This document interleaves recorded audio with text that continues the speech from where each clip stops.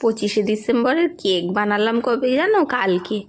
আরে বলো না, এত শরীর খারাপ সে সময় বাচ্চাগুলোর, এই জন্য আর করা হয়নি। তো সব জিনিসপত্র তো এনেই রেখেছিলাম কালকে, তাই জন্য বানালাম। দুটো কমলা লেবুর রস করে নিয়েছি, তার মধ্যে দেখো কাজু, কিশমিশ আর টুটি ফুটি আর মোরব্বা আমি কেটে কেটে পিস করে এর মধ্যে ভিজিয়ে রাখলাম। এটা যতক্ষণ ভিজিয়ে রাখা যাবে এর মধ্যে লেবুর গন্ধটা ততটা যাবে, মানে ভালো লাগবে খেতে।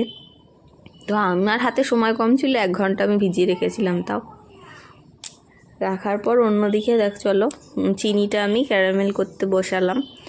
চিনিটার মধ্যে ফ্রুট কেকে ক্যারামেল করে দিলে না কালারটা ভালো আসে, একটু বেশ ভালো লাগে দেখতে। তো এবার এই ক্যারামেলটার মধ্যে একটু জল দিয়ে পাতলা করে নেব। দেখো একদম পাতলা হয়ে গেছে, ফুটে গেছে। এটা ঠান্ডা করে নেব, একদম গরম দেওয়া যাবে না।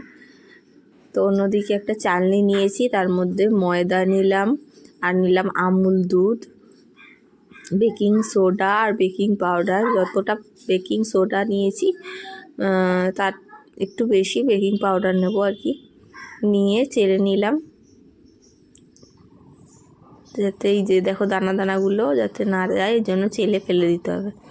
এরপর ওই যে চাশনি টাইপের বানিয়েছিলাম ওটাকে ময়দার মধ্যে দিয়ে নিলাম। এরপরে যে লেবুর রসে যেগুলো ভিজিয়ে রেখেছিলাম এই ড্রাই ফ্রুটগুলোও দিয়ে দিয়েছি এর মধ্যে, দিয়ে একসাথে মিক্স করব। এখানে কিন্তু আমার একটুখানি বেশি পাতলা হয়ে গেছিলো, এর জন্য আমি পরে একটু ময়দা অ্যাড করেছি।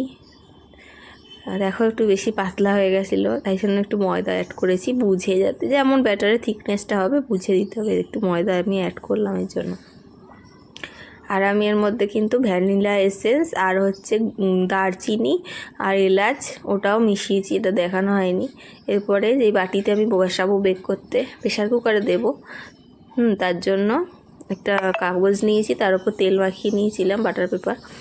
তারপর তার মধ্যে একটু ট্যাপ ট্যাপ করে দিয়ে দেবো। তার আগে প্রেশার কুকারটা কিন্তু 10 মিনিট দেখো নুন দিয়ে প্রিহিট মানে গরম করতে বসিয়ে রেখেছিলাম একদম হাই ফ্লেমে। তারপরে এর মধ্যে একটা স্ট্যান্ড দিলাম, দিয়ে একদম সিম করে দিয়েছিলাম আঁচটাকে। উপর দিয়ে একটু সাজিয়ে দিলাম কাজু টাজু দিয়ে।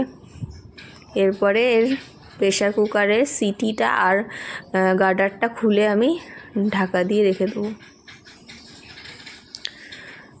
ঢাকা দিয়ে রেখেছিলাম, প্রায় কেকটা হতে আমার 45 মিনিট সময় লেগে গেছিলো। তারপর দেখো কেকটা কত সুন্দর হয়েছে, খেতেও কিন্তু খুব সুন্দর হয়েছিল। এটা পিছন দিক ছিল, দেখো এটা সামনে। দেখো আমার ছোটো মেয়ে কাটছে কেকটা, তো খেতে খুবই ভালো লেগেছিল। আর এরকম রেসিপিগুলো তোমাদের যদি দেখতে ভালো লাগে আমার চ্যানেলে, তাহলে একটা লাইক, একটা কমেন্ট, একটা শেয়ার করতে কিন্তু ভুলো না। আর দেখো কেটে দেখাচ্ছি কত নরম হয়েছে কেকটা, স্পঞ্জের মতো একদম নরম হয়েছে।